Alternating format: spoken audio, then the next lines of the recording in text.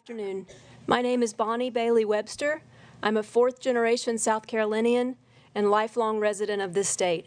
I'm here to speak in opposition to the bill. The three men pushing this bill have deeply held values about the sanctity of life, which I respect. I imagine that at the crux of their belief is that life begins at conception.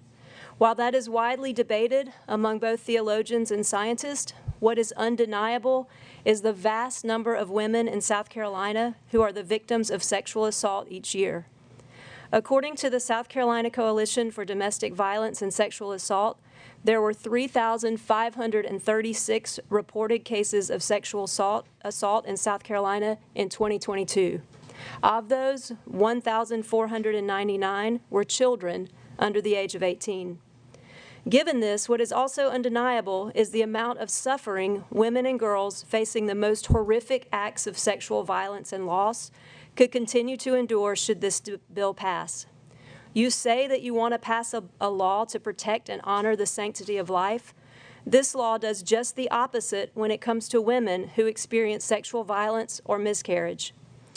These women and girls are also the precious children of a divine creation.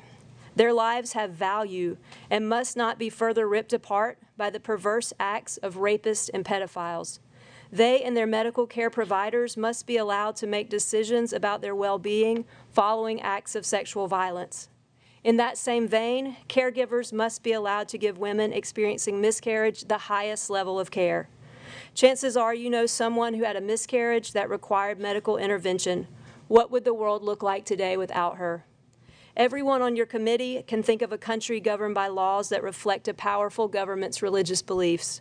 It is probably a country that you do not want to live in, you do not want to raise a family in, and you certainly do not want to be a woman in. This law would push our state in that direction, and as South Carolinians, we simply cannot let this happen. Please do not support this bill.